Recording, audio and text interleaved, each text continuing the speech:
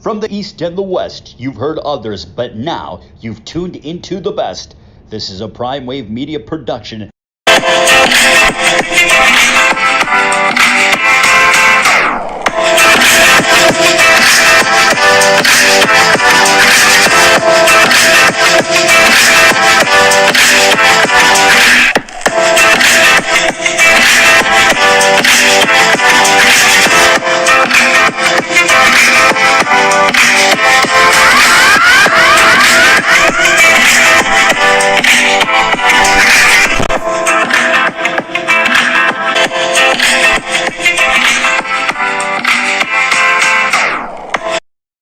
What's up, world? It's the one and only Pop DiBiase, the primetime capper, and it is time for it, the premier sports betting show, the Primetime Angles Live, and it's Wednesday, so you know who I got with me today on standby, ready to come on and jump on in and let us know exactly what the words are supposed to be, and that's none other than my man, sports agent, sports radio talk aficionado himself, Mr. Mike Abadir. What's up, Mike? What's going on? Yo, what's up? And I feel like I'm low here. Let me get up here. It is always a pleasure to be with my man Pop DiBiase. Look, Mike, you just over there cold chilling, man. It's a Wednesday. I know you got the air going. We had a hot, humid morning. You know, it was a sneaky morning too. It wasn't no sun out, so he gave you the idea that it was kind of cool outside, but it really wasn't. You know what I mean? So. Yeah, so Mike's ready. The tricky sun, tricky clouds. So Mike's ready to roll. Our doggies are ready to roll as well too. That are on standby right now. Yep. They might have to step in. They've got a lot of opinions, man. They got a lot of opinions. And everybody, if you were on the Twitter and the IG and all that good stuff, Mike was being a big superstar this Monday with Manny Pacquiao and everything like that. Pretty awesome weekend for the 100X coin guys. Right, Mike? Saturday with my man Doug O'Neill, and then Monday with Manny Pacquiao. Yeah, man. It was really like an epic, like 48 hours, really. And I'll send out some tweets. I know 100X and some individuals had sent out tweets. I hadn't done any yet from my account, but I'll do so with some of the photos and stuff. But man, if you're a sports fan, and big props to Pop DiBiase, because everybody I met is one of your contacts, and either a friend or a business partner of yours, which really just goes to show how much you've made it in this industry. Because we're talking about world champions, we're talking about multi-Kentucky Derby winner and Doug O'Neill, world champion, and Manny Pacquiao. But better than that, each of those guys, or I should say not better than that, but in conjunction with that, each of those individuals I just mentioned, they're really good people. You know, yeah. Doug really he wants to go the extra mile for the military, for the servicemen. Mm-hmm. And it's pretty inspirational, actually. It makes one feel like anything that they've done has been inadequate, you know, up till this point. So, you know, we did a sponsored a hero at Del Mar, and they put us up on the Jumbotron, and we got to be in the winner's circle. Bob Baffert's horse won, so he was in the winner's circle. So that was pretty cool. It was a good time. And then, of course, man, I mean, just to go see Manny Pacquiao train.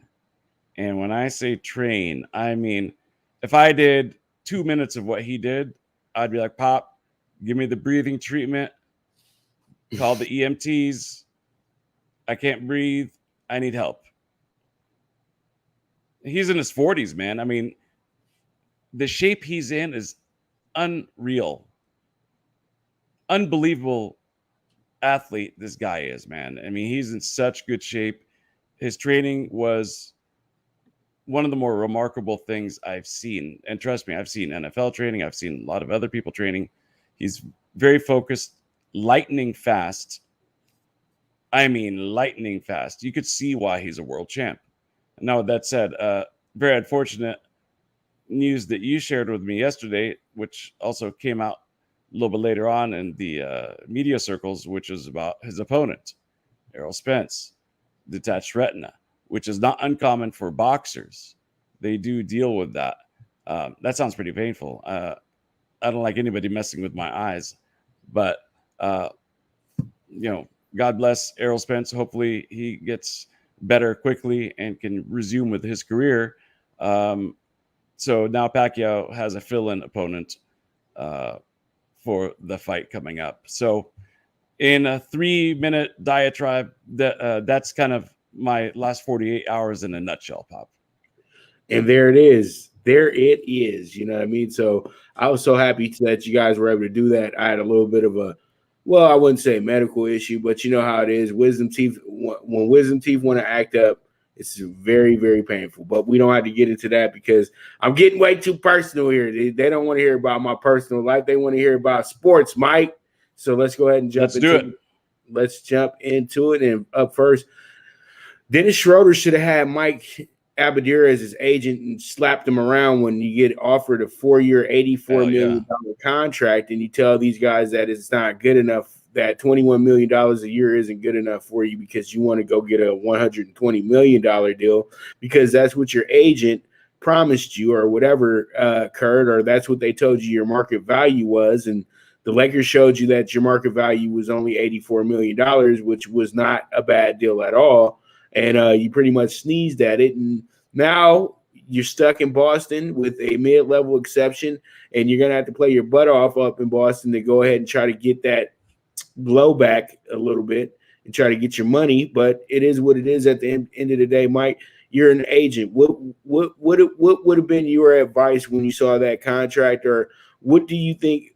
Why do you think his agent failed him so badly on this one? Because the agent, I know, had a lot to do with this as well. To no offense to agents or anything like that, but we know that we got agents out here that will just keep pursuing things because everybody thinks that they're Scott Boras or Leigh Steinbrenner or somebody like that, and they just, they just don't. They might not have as much juice as they think they do. Well, you are very respectful about agents. I don't have to be. A lot of them are jackasses. I'll come out and say it. A lot of them are, I don't want to say incompetent, but their performance suggests that they are. They don't understand a market value for their athlete, first and foremost. And they don't understand the art of negotiation. Many don't know how to communicate with their clients, effectively communicate. Many of them don't know how to set the proper expectation with their client. All of these things go into it. It's not just relaying a number via text message or something, but it really starts with understanding a market value for your clients. You can't proceed otherwise. And that requires a lot of research. And sometimes you have to convince the team that so-and-so is closer to like somebody above him in the whole scheme of things. For example, if you've got like a Bellinger right now, who is having a fairly poor season. He hasn't matched his MVP season in a while now. If I was representing him, I'm saying that he's closer to being Mookie Betts than he is being Kike Hernandez. Right? The Dodgers, he's more like Kike Hernandez, low batting average, some home runs, and nothing like Mookie Betts. You have to understand the market value. You got to pitch it to the teams. You got to communicate it, the expectation to the client. I don't know if any of that was done with my man Schroeder here. Clearly, they didn't understand his market value. Look, Pop, right? I'm a bird in the hand kind of guy. Right. If you got a bird in the hand, and look, man, 84 million. Yeah, cost of living is high in Los Angeles, right? But 84 million as a Laker, to me, would be worth more than 90 million or 100 million even in OKC. Right. Because that uniform, man, you're in for life if you work that right. You know what I mean? Look at like Michael Thompson or any of those guys that have been alums, James Worthy, you name it, from whatever era. They're embraced, they're welcomed, they probably have a job on television. You're set for life if you have any longevity with the Lakers. What would you say if you've been a Laker for 3 or more years, 5 or more years, something like that? You're probably good. Right. Or a Laker friend like Stu Lance. Yeah. Because he didn't spend more. So I don't understand it at all. I would have gone about that very differently, and my man would have been signed to that fat, juicy contract and not looking back. Well, hey, it is what it is at the end of the day, Mike. I think that it's a good pickup for Boston in a sense because now that they have a stable point guard there as well, too. And, they didn't have to go ahead and feel bad and try to bring back Isaiah Thomas, who's getting a lot of fanfare right now after scoring 81 points in the game. But come on, dude, it was a Pro-Am game. Yeah. Pro-Am, dog. You know what I mean? They got guys like me and Mike out there playing. Come on. Talk about when I played for so-and-so high school. Yeah.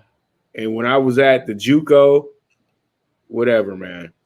All right, so let's move on. Let's go ahead and talk about some training camp news. I think it's just a little too spicy for the pepper right now to mention this, but you know what? I don't trust the Jimmy G we all in situation anymore. I think that after last season, Shanahan probably came up with the idea that this isn't my guy long term. At the end of the day, yeah, they went to the Super Bowl the year prior to that, but the consistency of going back and being I know they were hurt a lot, but the thing is though, Jimmy G wasn't consistent before he got hurt anyway, so it doesn't really matter about who got hurt and this, that, and the third. Jimmy G just didn't look like a true $100 million quarterback. He looked like he was a guy who was surrounded by great talent the year before and was able to take advantage of that great talent, and no injuries occurred, so he was able to lead them to the Super Bowl in somewhat of a Patriots same situation he would have been in with the Patriots. If, he was with the ultimate Patriots team and things of that nature, he would probably be able to get them to the Super Bowl. And then when you got to the final stage, he didn't do Tom Brady things. So people have been turned off on Jimmy G since that Super Bowl, in my opinion, because they felt like he could have did more. And I felt like, pretty much San Francisco made a big, big move here when they drafted Trey Lance, knowing that this is a rookie and you just signed a guy to $100 million plus contract as well, too. Guaranteed money on that deal as well, too. You were very excited about this guy when you got him.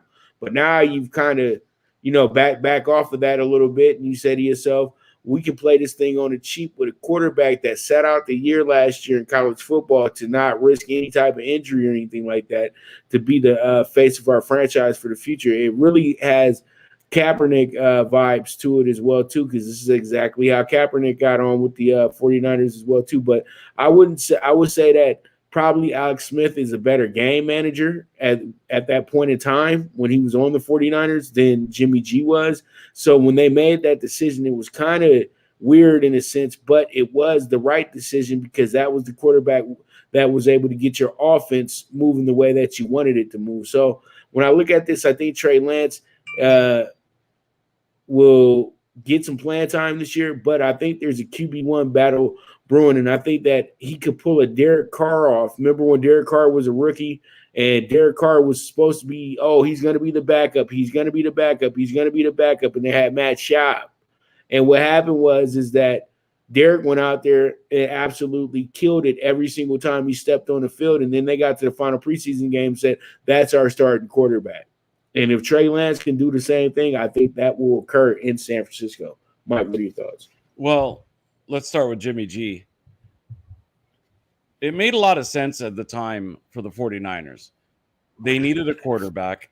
They've been desperate to get to to fill Montana and Young's shoes for a long time, and afterwards, they got Elvis Gerback, they got Steve Bono, they had Jeff Garcia, they thought Kaepernick might be their guy.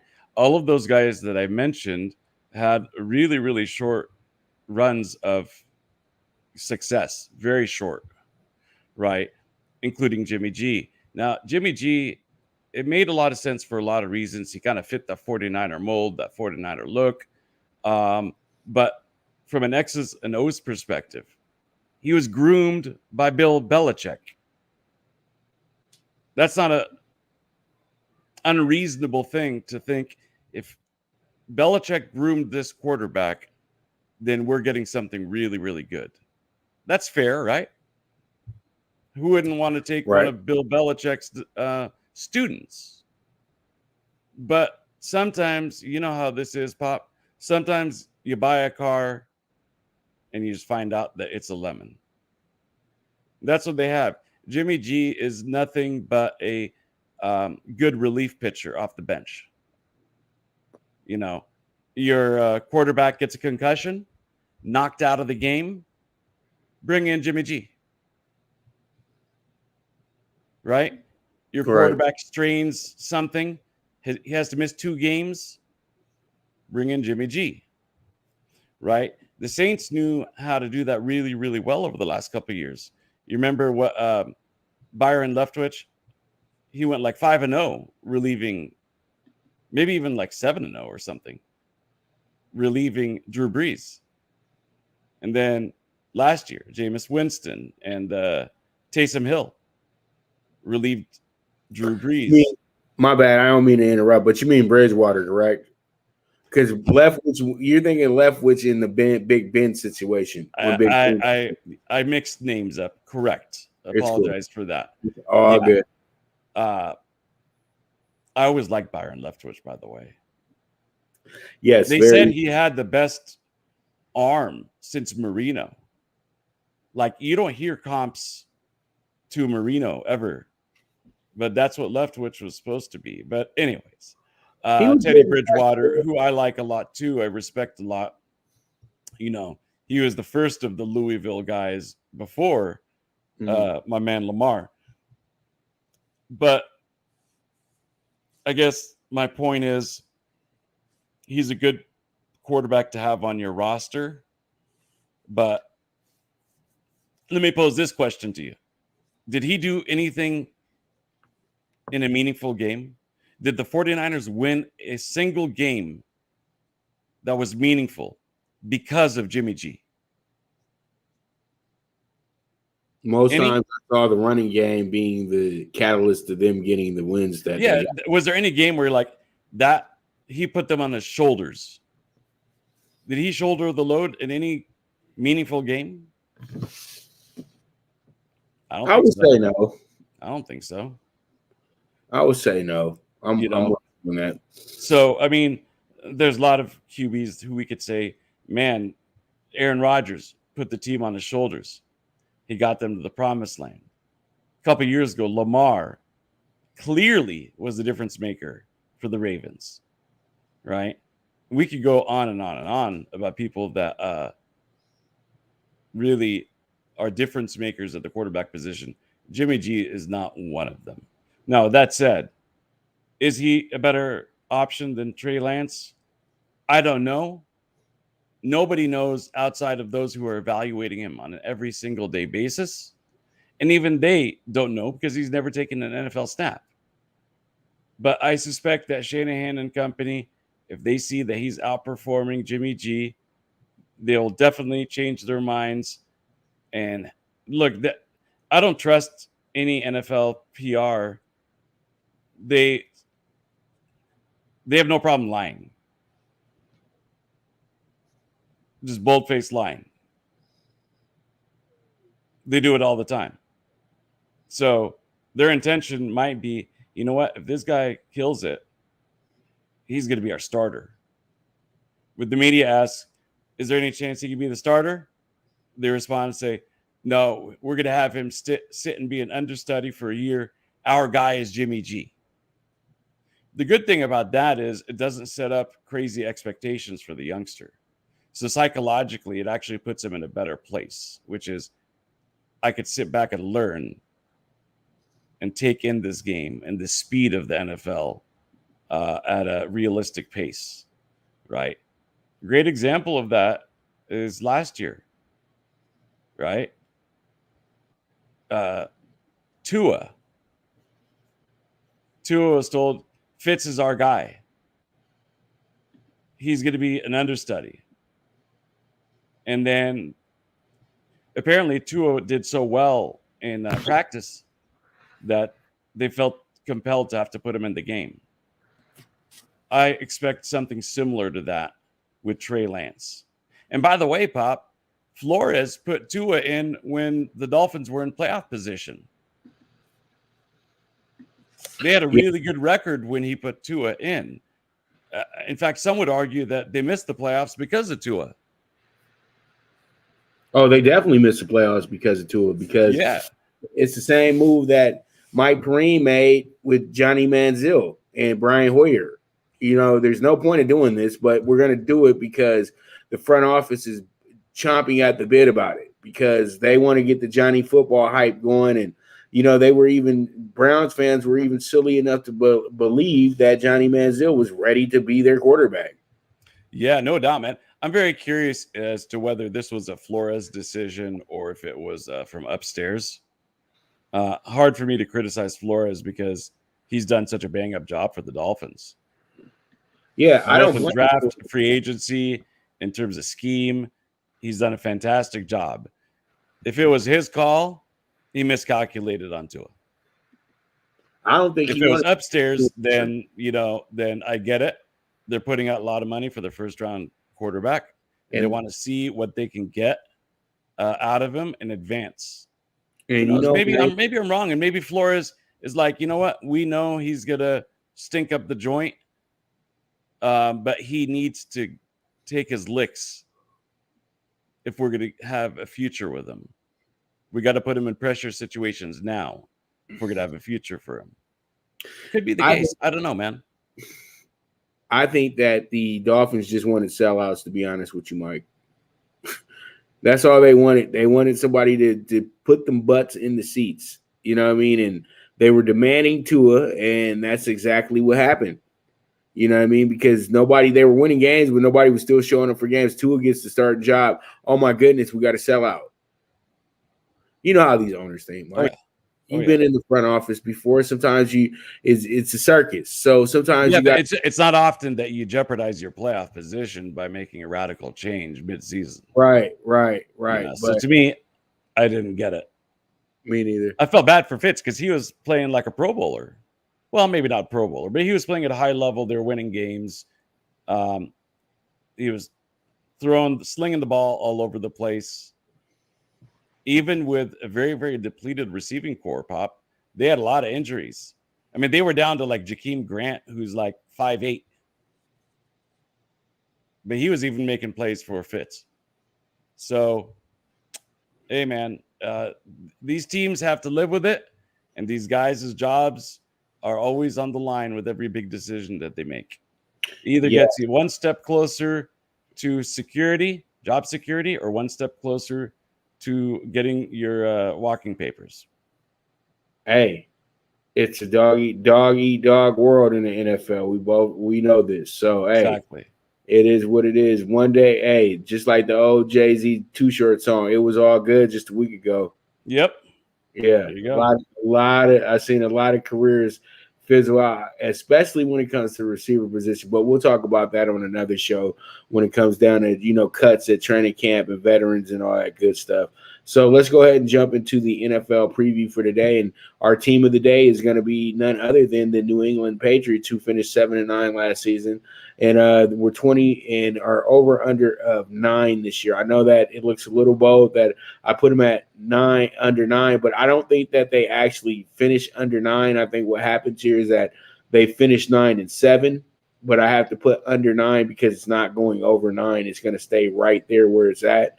And I think that's exactly what we're looking at with the Patriots. I think the Patriots are a 2-year get it back in Patriot form. You know what I mean, Mike? I think that they're just getting the Cam Newton situation situated. And I think he's going to go in there as the starter week 1 and everything like that. Mac Jones isn't a better quarterback than him yet, and I don't think Mac Jones is a better quarterback than him at all. But I know that a lot of people are very invested in this guy because he went to Alabama, and he had a great performance in the Cal championship game. But once again, it goes back to the Gino Torretta theology with me. And I know that's a crazy name throwing that out there, but Gino won the you remember Gino Torretta? Oh yeah, Miami Hurricanes. Yeah, he won the Heisman Trophy, all this good stuff. But you know how many first round players that he had on that team with him throughout his career at Miami? Just like Mac Jones, like seriously. It goes back to even the old Steve Walsh, the old Steve Walsh, who wasn't that bad in the NFL. He was decent, but he had to play for the Bears. So, Bears kind of mess up your career. They can kind of mess up your career at a point.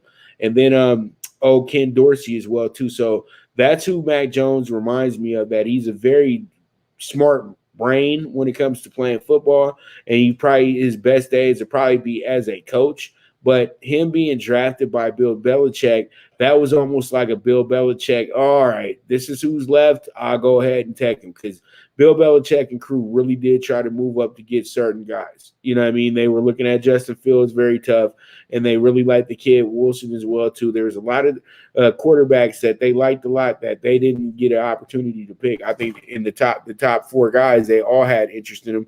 But Lawrence was already off the board because, everybody had Lawrence already going to Jacksonville where he went. So pretty much at the end of the day, I think that Mac Jones is just a good pick to kind of satisfy the masses, because everybody felt the Patriots needed to go out their quarterback in the first round. But I know that Cam Newton is their best, is giving them their best opportunity to win this year, in my opinion. Definitely on the quarterback. I agree with you, Pop. Cam Newton, he's not that old. I mean, he's 32 years old. And by today's measure, that's kind of like at the peak of your career. Let's see how his health holds up for a full season. He got banged around a lot in Carolina, man. His body took some abuse, right? He's not as slippery as Lamar. So even though he can run and he's got some speed for a big guy, he takes some licks. He takes some hits like a running back or wide receiver or a tight end. And that's tough when you're under center every play, for several years. And I think he ran out of gas. I think he got banged up. I'll be very interested to see his health. That's going to make or break the Patriots, right?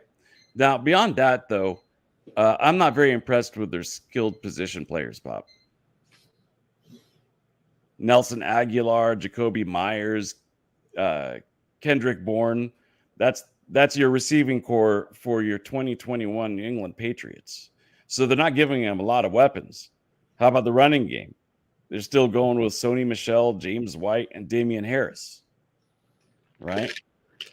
Hunter Henry is a good tight end. They got him from the Chargers. I like Hunter Henry, but the guy's always injured. Right. Their O-line, they've got some talent. I'd say the right side of the O-line is much better than their left. Defensively, I mean, Stephon Gilmore was the 2019 NFL Defensive Player of the Year. They still have Devin McCourty. Dante Hightower, Kyle Vanoy. It's like half the defense is pretty good.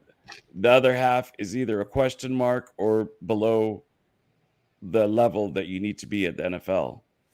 In other words, they've got some talent, probably more than people realize, but they got a lot of holes, Pop. I think this is a 7-win team.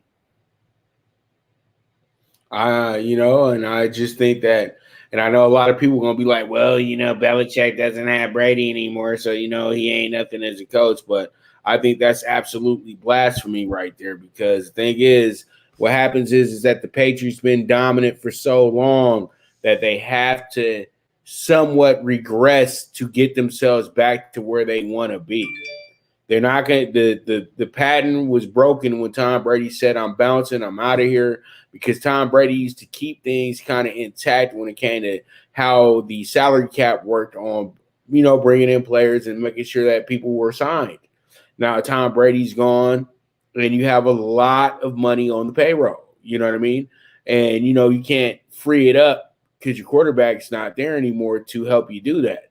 So pretty much the Patriots are in a situation where they're in a internal rebuild, in a sense to where they're trying to get back to being a team that's not overpaying players for what they do. And I know everybody knows the Patriots are the team that is like the model for, pretty much salary cap and things of that nature. But I think that's the thing that's hampered the Patriots over the last few seasons without Tom Brady is that, pretty much the salary cap, they've signed a lot of guys to a lot of lucrative deals who were very important players in the position that they had.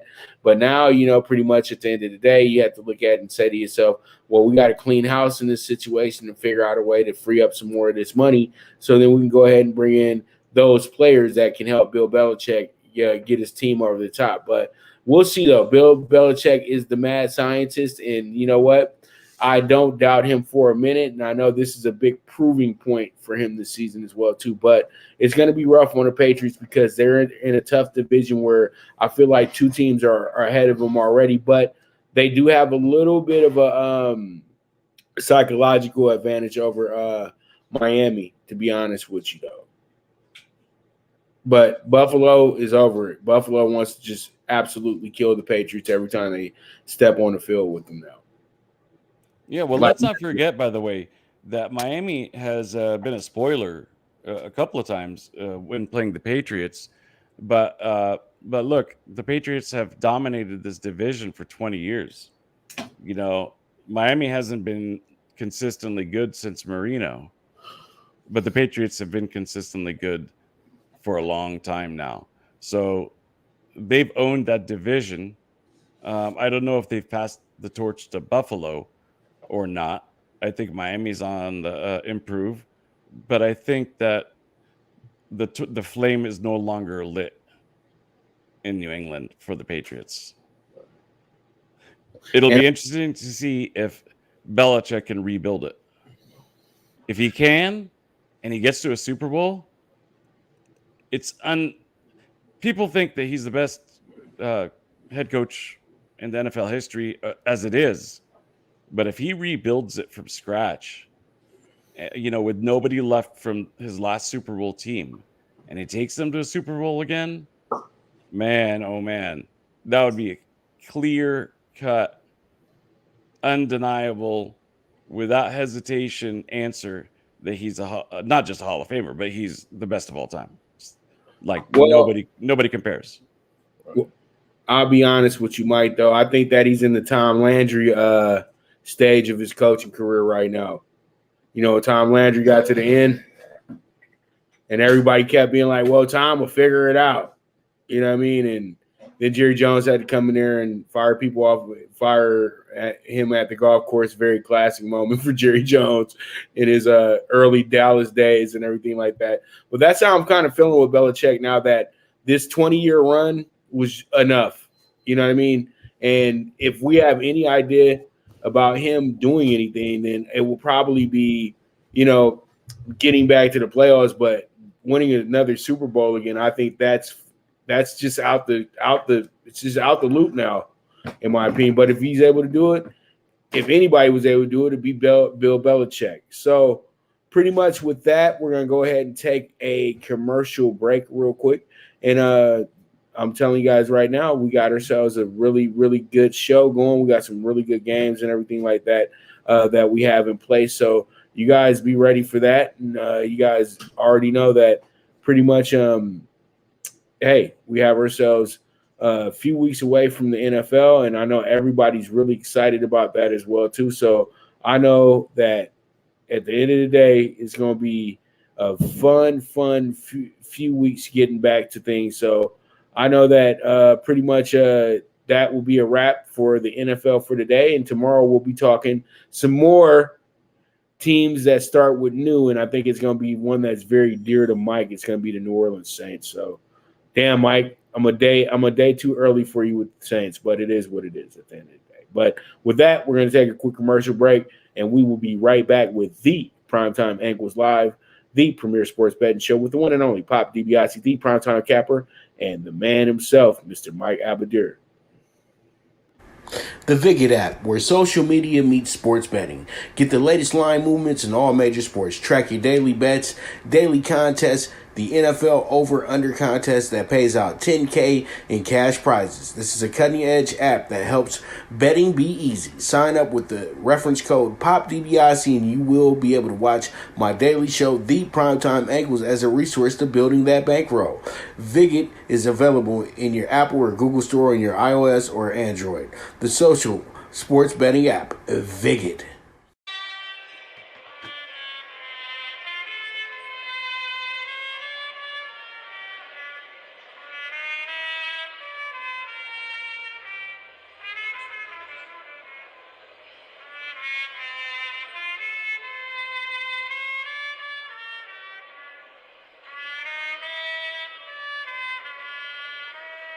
From the East and the West, you've heard others, but now you've tuned into the best.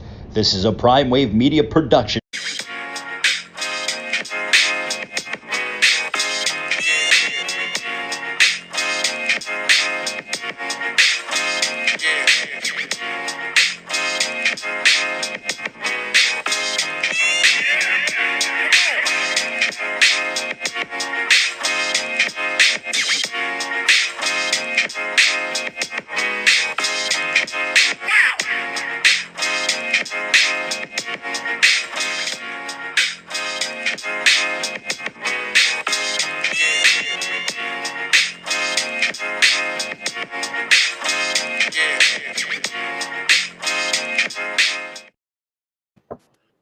All right, we're back with the premier sports betting show, the Primetime Angles Live, and you already know what time it is. Mike hates this portion of the show. I'm just kidding, but this is the Blue Crew Daily because Mike's not big on the Dodgers, man. He's a Central California guy, so he's somewhat in the middle. So it's probably A's with him. I think he's an A's guy. I'm a Red Sox guy. Oh, he's a Red Sox guy. Okay, so I'm a Red Sox guy through and through. You must have been one of those guys that love the Red Sox because they kept coming up short, but you wanted to be there when they actually had their big moment, actually beating the Yankees, being a dominant team. And the craziest part about the Red Sox in the 2000s, they've actually have overtaken the Yankees in the battle of the World Series. I know the Yankees, you're never going to match the 27 all time that the Yankees got, but the thing is, maybe you will, but we probably won't be here for all that.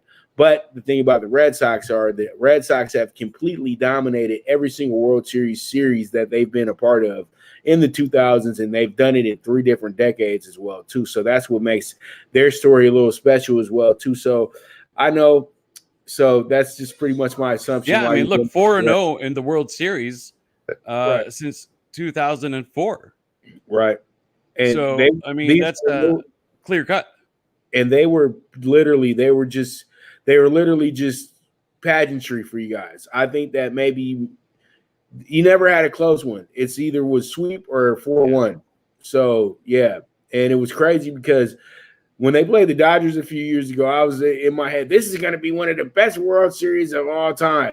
And everybody said if the Dodgers go to Boston and lose the first 2, this series is going to be over. They're not even going to get back to Boston. And that's exactly what happened as well, too. But the Dodgers were too – you know what? That was one of Dave Roberts' worst managerial experiences because he kept making bad decision after bad decision in that series as well, too. So yeah, he got a lot of heat for that.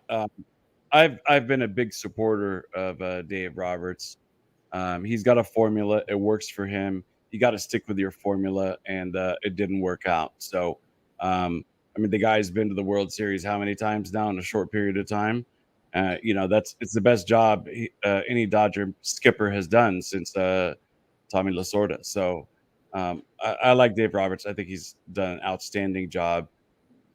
He is their guy for the long haul. And I know people get frustrated because they Dodgers had Torrey and Mattingly back to back, and you know what? Torrey was a bit too old when he got to the Dodgers, and they were a bit too young. And then Don Mattingly was always on the hot seat. Seriously, he was Don Mattingly from day one. It was hot seat because Dodgers had expectations, and now I see why the Dodgers have stuck with Dave Roberts because winning is so easy for him. Yeah. Don Mattingly and Joe Torre used to really have issues because they were dealing with a very good Giants team at the time. Yeah. And it wasn't good enough just to get to the playoffs. You know what I mean? It wasn't good enough just to maybe get past the first round and everything like that. And now when you look at it, you tell yourself it's a godsend that you got somebody like Dave Roberts because Dave Roberts is into today's baseball. Yeah. And you have to understand he was a player in the 2000s as well too. Mattingly hadn't played in 20 some odd years, so you guys got this old mentality about approaching the game of baseball instead of marrying both of these the old way of thinking and the new way of thinking. You got to marry them together so then you can have yourself a functional baseball team. Well, look, I love Dave Roberts, but I'm going to step up for Mattingly for a second. The guy was a great hitting instructor. He was around those Yankees championship teams on the coaching staff. I think he understands the game of baseball. I think he understands how it's different today than it was in yesteryear. But I think he's one of those guys that is better off working with certain types of players, right? Whereas like Dusty Baker, he doesn't want to groom rookies or projects. He's great with the vets. Every vet player loves Dusty Baker, right? If you want somebody to groom, remember Jim Leland? He was fantastic dealing with the rookies. He was great at grooming them and turning them into stars. He groomed Barry Bonds, Bobby Bonilla, all these guys that from those Pirates teams that went on to become superstars were groomed under Jim Leland. And then the Florida Marlins brought him back, and he did the same thing with Edgar Renteria and Levon Hernandez and Miguel Cabrera, etc. We'll see what Mattingly does with the young team in Florida. I just don't think he didn't do a bad job in Los Angeles, but I'm not sure that he would have been great to develop the youngsters like Bellinger and Urias and guys like that. So that's kind of my take on Mattingly. Really quickly, though, you mentioned his playing days. No, there's no sweeter swing than Don Mattingly with mustache. With mustache, Don Mattingly, he was unbelievable. He shaved the mustache, it all slipped, man. It was all about that stash, buddy.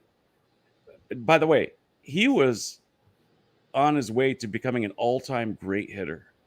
Look up his 85 season.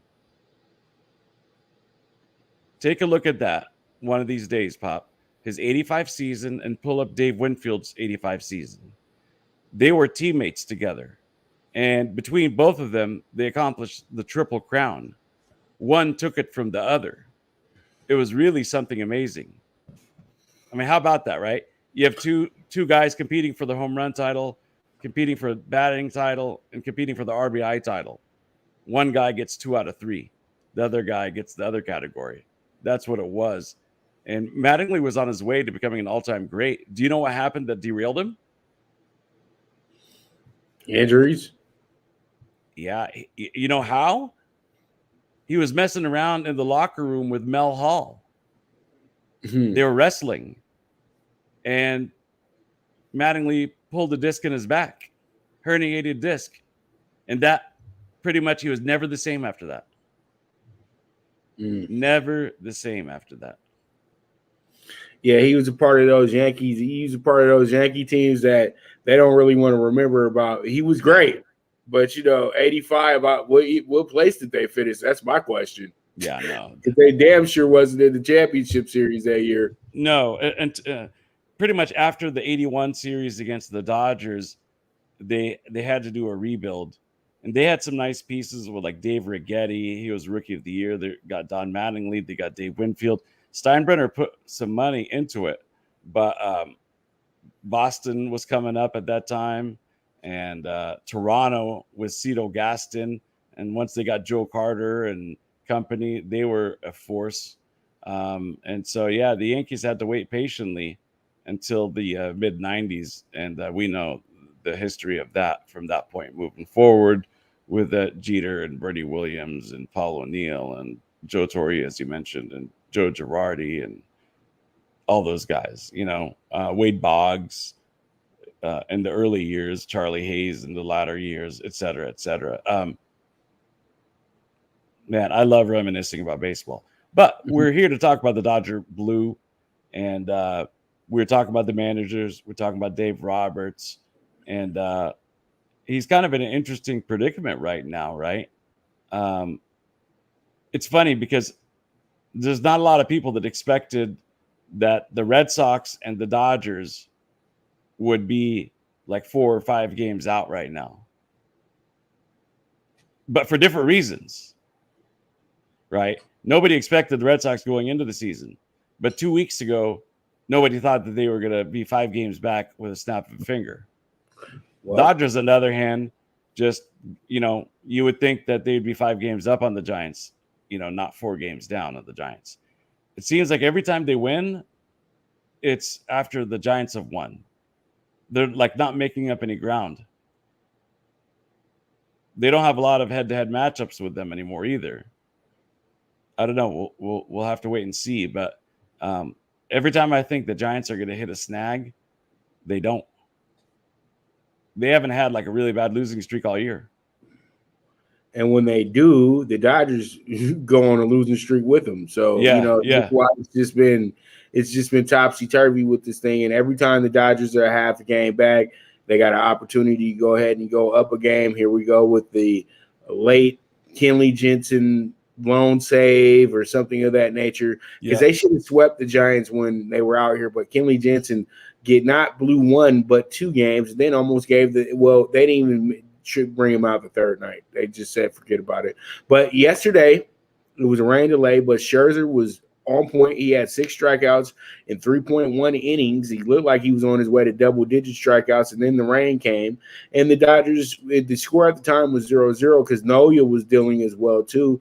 And then the Dodgers just came back and took advantage of the weak bullpen of the Phillies, were able to get themselves a shutout win yesterday. I thought that was strong because the Phillies are the hottest team coming into August. They had won pretty much every single one of their games this month until yesterday. So pretty much you got a Dodger team that knows what time it is, and they know that they need to do well here back east because they're going against 2 teams that are chasing, the East pennant right now with the Mets and the Phillies.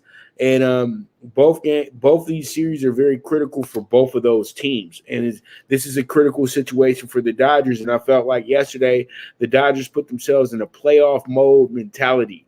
And that's where I think that at the end of the day, once we get to September, that's when things will start opening up a little bit more for the Dodgers because they're in grind mode, in my opinion. Tonight, you got David Price going on the mound as well, too. He was struggling a little bit, but I just think David Price just had to get comfortable again as a pitcher. You know what I mean? He's been a pitcher his whole career, but you know what I mean, though. He had to get comfortable with, where he's at because he was hurt. And he missed last season as well, too. So, literally, the guy was off almost like a whole 18 months almost, like, seriously. So, pretty much now he's back, and he's not going to form into shape the way that you want him to until now. And I think that today will be a big game for David Price as well, too. If he does very well, the Dodgers shouldn't have any problems winning this game. But, Kyle Gibson's on the mound as well, too. And this guy was a guy I thought was one of the better pickups for anybody if they were looking for a pitcher. I mentioned his name with the Dodgers plenty of times, but the Dodgers went after the biggest fish of them all, Max Scherzer. But Kyle Gibson is right on time for the Phillies, who are hot right now, and they needed another pitcher in that rotation. So this is going to be a good game tonight, Mike. Yeah, I think so too, man. I'm looking forward to it, and yeah, Kyle Gibson was a pretty key acquisition. I'm sure the Red Sox wish that they maybe had landed him, but hey, man, they're going to get Chris Sale, and I think he's going to have a CC Sabathia Milwaukee Brewers type effect on the Red Sox and get them back in gear again. I really think Chris Sale can have that kind of impact, but yeah, this should be a pretty good ball game tonight. David Price hasn't found his old form on a consistent basis over a large span of games, but he does show flashes of his old self. And tonight would be a good night for him to do that and to not get into the bullpen, since he only got 3 out of Scherzer yesterday. Which, by the way, didn't they have the weather forecast? I mean, if they saw that there was likely going to be a storm coming in, I wouldn't have started Scherzer. I would have started an opener. But hey, these guys are routine oriented, with a certain number of spacing days between each start. So I get it. It was kind of a wasted wasted outing, since you only got 3 out of them. But hey, they end up winning the game, so I guess it's kind of a moot point. Right. Well, pretty much tonight we got another game. I think this game would be a little bit more active, meaning that there's going to be some balls flying everywhere. You know what I mean? I think both pitchers are going to, do well, but I think tonight the hitters are going to show up a little bit tonight. And I think that it should be a really good game. And if they keep this second base shortstop combination with Trey Turner and Seager, it's going to be really, really good for the Dodgers tonight, because Trey Turner seems just to be very happy to be with the Dodgers right now. The way that he's playing, the way that he's putting out all that effort and everything like that for the team right now and everything. And he had that smooth slide yesterday as well too. So that literally welcomed him to LA last night, to know that, hey, they got themselves a pretty good player over there from Washington. You know what I mean? Oh, yeah. Because he's a long-term guy in this situation, if anything, when it comes down to how the Dodgers are going to approach this trade. Max Scherzer is here for the stretch drive to get this title for the Dodgers and help the Dodgers get this title. And, it's going to be really good for that rotation once you get Clay Kershaw back in the mix and he's pitching and everything like that. And pretty much that experience is going to be everything in the dugout as well, too. No doubt about that, man. All right, so let's go ahead. It's the MLB preview. It's time to talk about these teams. We got the Cardinals and the Pirates going at it today. The Cardinals, to me, aren't a team that warrants a high money line anymore. They're not really good at all. They're 56-56 on the year. And then you got the Pirates, who've been a much better team at home than they are on the road. And they always figure out a way to surprise you a little bit. In this game, they played it a little close the other day against the Cardinals, but I know that they've lost their last 5 in a row from what I'm seeing here. But all in all, though, I think that the Cardinals will be an overplay today, and I'm going with the Pirates as my dog of the day today. I know it sounds crazy, but I think Will Crow will be able to get us to the promised land today. He's going against the veteran Adam Wainwright, but all in all, Adam Wainwright isn't Adam Wainwright from a decade ago. So, I'll just roll with how we got to go with Will Crow, and hopefully we can get this one home at plus 145. Mike, what is your thoughts on this game? Well, Adam Wainwright is actually having a pretty nice season. He's 10-6. He's got a mid-3s ERAs. His whip is pretty low.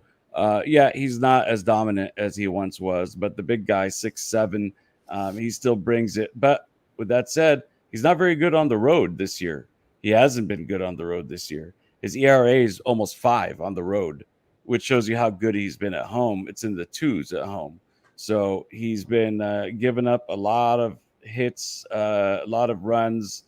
The opponent's batting average on the road is 254 against Adam Wainwright versus 214 at home.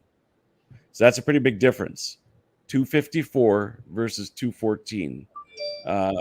That says a lot, because 254 includes getting the pitcher out 3 or 4 times in a game.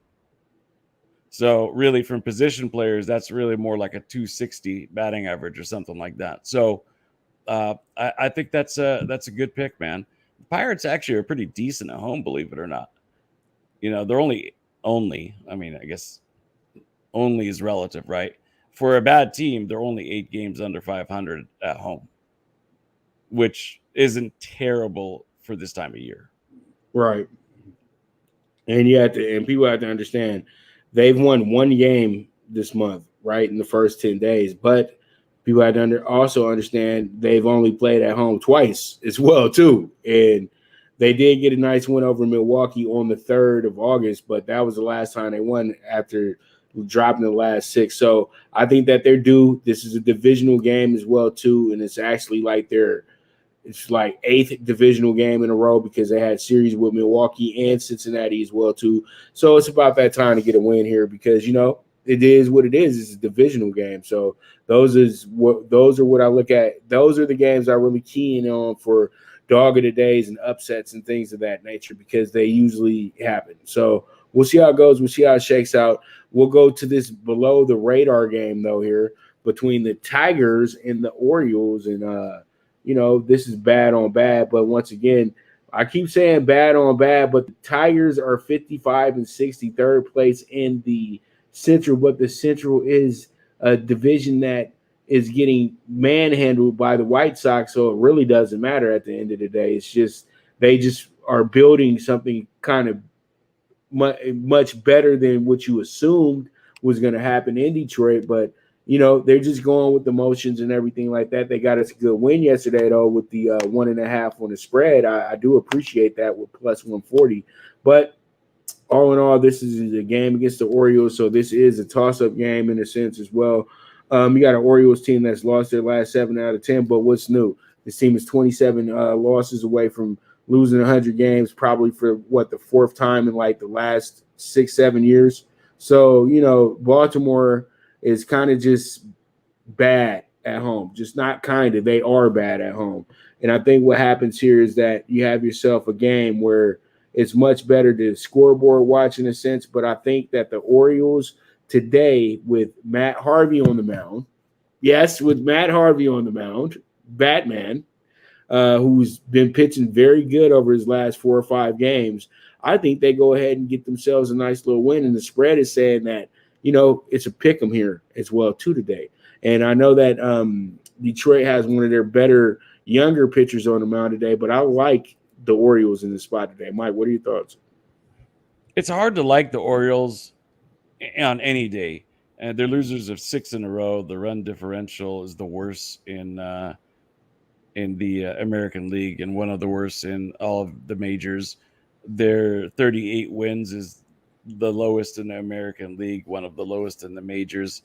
Their winning percentage, 342, is the worst in the American League and one of the worst in the majors. I could keep going on and on and on. They don't score a lot of runs, and they give up a ton of runs. So to me, it's either a no touch or I would take the Tigers, but no touch is the play for me. Gotcha. All right, well, we'll see how it goes. I like the Orioles tonight. I think that Batman's going to look out for me tonight, Mike. Or the guy who used to be Batman. I'd like to see a few more before calling him Batman. Right, but he's been pitching the bad teams well, man. That's why I'm rolling with him. You know what I mean? Because if your team is not over 500, Matt's been having a good time. He's been back in form, but we know that we just can't call it off of 4 performances. You know what I mean? It is what it is at the end of the day. He's not a very good pitcher, but today I think he's going to be good. That's why I'm taking him. So we move on. We got ourselves a really good one here. Reds and Braves. This one right here is exciting to me because both these teams could be teams that can be a very big nuisance to this wild card situation as well too. That's why if you're a Dodger fan, you want them to get out of this because the Reds playing really good baseball right now, and Atlanta got that bad bitter taste in their mouth from losing that series last year as well too. But Atlanta needs to make up some ground. But Atlanta's really in a better spot because they can still win their division right now. The Reds, in a sense, though, they're a little behind here, and it's gonna be a little bit to get to where they want to get to, but they're not that far out. But Milwaukee is kind of running away with the division now. But I think today should be a really good game between these two teams, and I really truly think that it's a good day to go ahead and watch the scoreboard. And I think the over is the play here, Mike. I like the over as well. We're on the same page with that.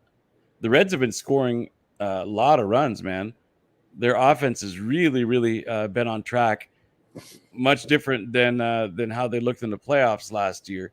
But the Braves have been impressive to me in the sense that once they lost their superstar, they really banded together and have done really, really well over the last few weeks here to get them within striking distance of the NL East frontrunner, which is the Philadelphia Phillies. The Mets obviously have been the leaders in that division for a very, very long time. They find themselves 2 games back all of a sudden, losers of 4 in a row. I think the play here is the over. Sit back, watch a lot of runs being scored at the launching pad in Atlanta, and cash your ticket after they get their 11th run. Mm-hmm. All right, and you can play the team totals as well too. I think the Reds are in for some big runs today. But Wade Miley, but this is a good pitching matchup though. Toussaint and Miley both have been decent their last few times out, but Toussaint has been hit hard this year, and we know Wade Miley there can be points where he can get hit pretty hard as well too. So we'll see how it goes. This is a good game though tonight, and I think both these teams really, really are chomping at the bit, and one of them is going to be in the playoffs this year, Mike, to be honest with you, in my opinion. But we'll see. San Diego's still around, but I don't know how much longer San Diego is going to be around once they confirm exactly what's going to happen at Tatis this year. All right, so let's move on and talk about this game right here. Funny, we had a reverse situation yesterday. You had the opening game where the Blue Jays were the home team and they lose. Then the Angels reverted back to being the home team because it's their stadium, because the game was canceled or whatever. And they go back to being the home team. They get shut out. So it was a bittersweet moment. Then you got Dylan Bundy on the mound. Dylan Bundy actually is not a bad pitcher. What the problem is for Dylan Bundy is that he never gets run support. This even was a problem when he was in Baltimore as well too. So that's one thing you have to look at in a sense and say that, the Angels, they kind of let this guy down a lot. But I think the matchup calls for an over bet here, an oversight of the Blue Jays. This guy Manoah is really good. But Manoah is dealing with kind of a bag situation, but he's been doing well. 6'6", 260. He's a big boy, and he's done nothing but be brilliant for this team as well too. You can get minimum 5 innings out of this guy, but he has shown some signs of having some inconsistencies as well too. But he has one of the best hitting teams behind him as well too, Mike. So when he gives up 4 or 5 runs, it's not that big of a deal because he got guys that are going to be able to have his back. You know what I mean? So pretty much what I like here is that the Angels are coming in this one, and they looked really good yesterday, in the first game. Second game wasn't too good for them. But today, after the way that they got worked out in the second game yesterday, the Angels should be all in on making this game close, and that's why I'm going to put them on the spread today. So that's what I like with this game today with the Angels and the Blue Jays. What are your thoughts, Mike? This is my favorite play of the day. Parlay the Blue Jays with the over. I do like Alek Manoah quite a bit, and he's been really good on the road. Excellent at home, but he's been really good on the road. Dylan Bundy and that 6 ERA. He's going to get shelled. There's a reason he's 2-8. And the Blue Jays offense has just been rolling, man. And I think they steamrolled the Angels here in this situation and put up a lot of runs. We will see. We will see. Because I'm telling you, Dylan, I was checking the notes and I was checking his last 10 games. He had one bad game really in that situation. And the rest of them were just the Angels not showing up. But we'll see, though. But Manoah has been much better, much, much better in his outings. And you know what? I expect this to be a fun game, Mike. And I think that over is a very strong play there as well, too. All right. So we move on. We got the Diamondbacks and the Giants today. Diamondbacks coming in here is one of the biggest dogs of the day. And then you got the Giants as well, too, here. Coming in minus 250 today, and this could be the day where the Giants lay an egg, but we'll see. I got the Giants actually performing well in this game today because you know what? It's just tough being a Diamondback this year, man. This team is 35 wins, Mike, to 79 losses. Mike, that's terrible. So worst record in baseball. 100. So you played 114 games, you won 35 of them. Terrible. Literally, Terrible. like, why are you still getting on the plane for this? It's a 307 winning percentage, worst in baseball, worst run differential in baseball, worst home record, and actually second worst home record in baseball behind the Orioles, the worst road record. I mean, you can go on and on and on. This team is not very good. They've got a few nice players on offense, but their pitching staff has been terrible.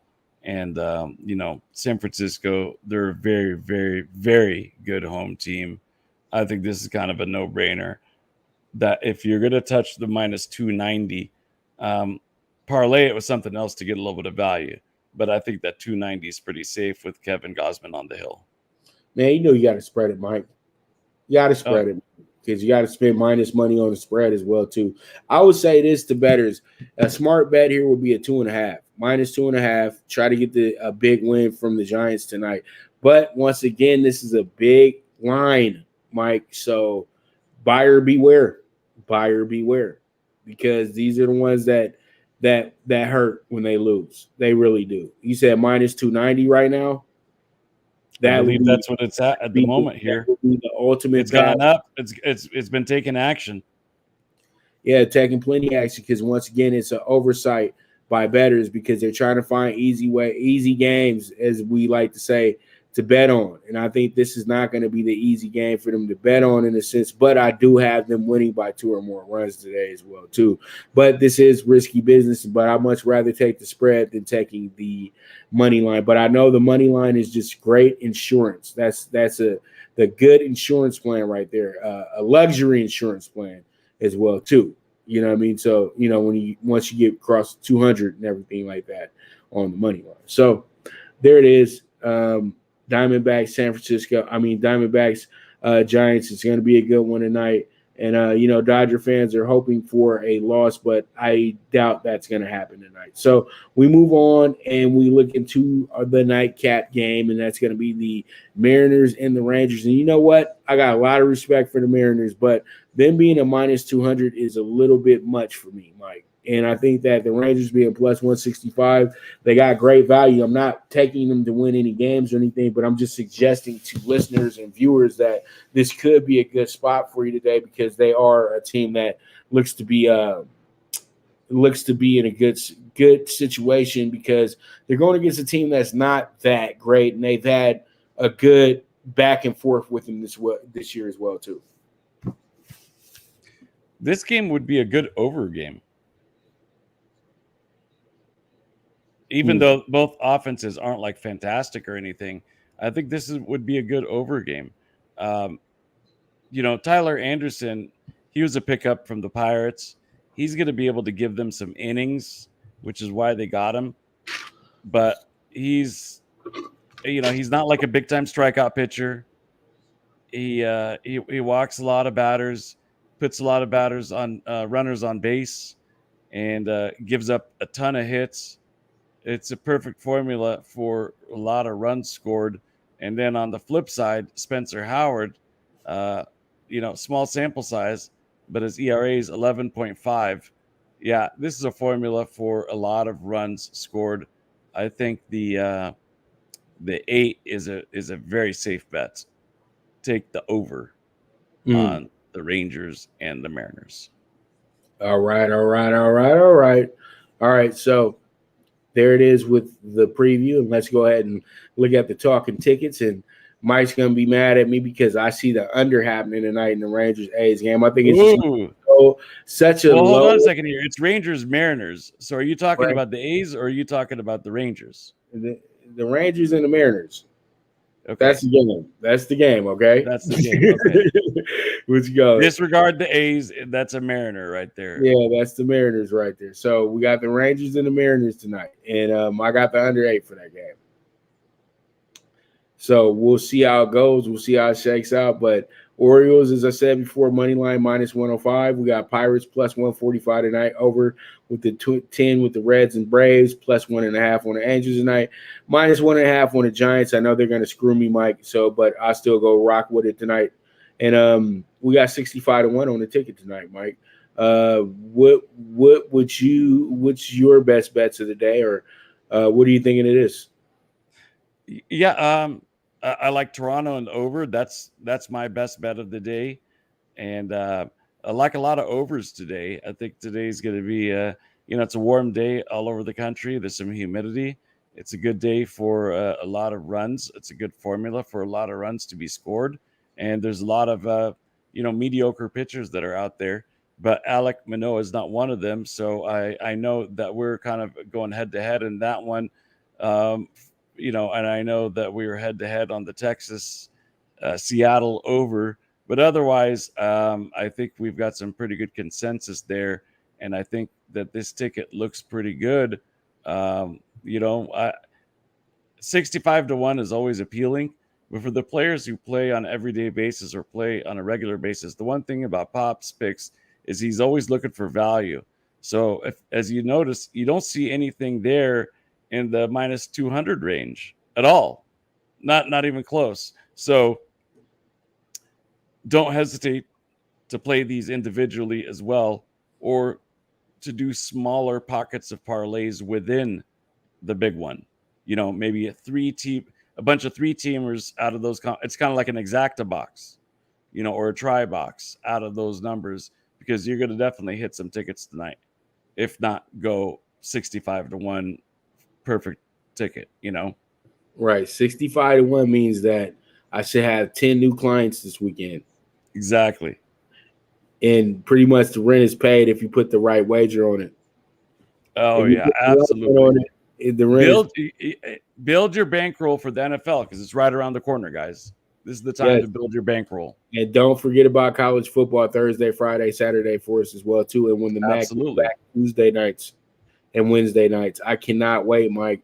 I'm more excited for college than I am for the NFL. The NFL is going to be a lot of fun the first 3 weeks. And then once we get to the 4th week, that's when we really understand who these teams really are. See, people don't understand that part about the NFL. Like, everybody thinks, okay, they'll see a team jump out to a 3-0 start. The team winds up losing the next 6 out of 7 games or something of that nature. And there's a reason why for that, because either they weren't really that good or they had some injuries or some things like that. But it's just sometimes you got things flowing at the right time. That's why I tell people you have to take the NFL by a game-by-game basis. And when you put the whole big structure, everything, you have to really play it by the month. One team can go 4-0 in September, and then they'll go on 4 in October. You have to be prepared for all that. Yeah, no doubt. Yeah, so completely agree. You don't know who they are until the second. I divide up the season in 4 quarters of 4 games each. Until you get to the second quarter of the schedule, you don't really know what you're getting. Right. So pretty much, I'm excited, Mike. It's gonna be fun. I saw LT Dreads and all at the LA camp with the Chargers, so they're excited. I didn't know that they had my man though, what's his name? Cook, tight end. Oh, Jared. yeah. Yep, that was one of their big signings. That's pretty huge right there. Yeah, I think I mentioned it when we did our Chargers preview, but I know we kind of zipped through it pretty fast. Right. But yeah, man, he was a nice weapon in NOLA. Yeah, and with the Raiders, and with the Titans, and with the Packers. He's been good everywhere he's been. Right, but they move him for a reason, though, because he doesn't block. That's the whole thing. Yeah, it happens. But all in all, I know Mike has a busy afternoon. I have a busy afternoon as well, too. But it's always a pleasure. We could do this all day. But we got to go ahead and wrap up the show right now. You guys make sure to catch Mike tomorrow at 4 o'clock Pacific time with his radio show tomorrow with It's Me, Gino B, who was our guest yesterday. So that should be a lot of fun right there as well, too, for you guys. They have a lot of great topics as well. You might even catch me on there as well, too. And, I'll have that horsing around ready for – well, I'm going to have a busy day tomorrow, so I don't know if I'll be able to do horsing around because I'll be at the Hyatt for the press conference. But if I get back in time, we can go ahead and try to work that out. But all in all, though, I'll probably most likely be back Friday. Going to try to do an early show tomorrow, but you guys make sure to tune in for Mike's show tomorrow. It's going to be awesome. You guys make sure to get on your 100X coin as well, too. Get your chips up, and, we'll go from there, Mike. You know how it goes, brother. Always a pleasure to be with you, man. Thank you very much. And, I'm going to be looking out for those plays tonight, man. I hope that 65-1 comes in, and you can make sure to pad your NFL college football bankroll in mid-August rather than having to deposit that money. It's always painful to send that deposit over on the day before, or the day of, and you hope it's going to go through and it'll get there in time and that you don't get shut out and all that kind of stuff. So make it happen today so you don't have to worry about it tomorrow. Thank you, Pop. Always appreciate it, my friend. All right, brother, and that is it for the Premier Sports Betting Show, the Primetime Angles Live, hosted by the one and only Pop DBICD Primetime Capper, signing off with my man, Mike Abadir, and we are gone.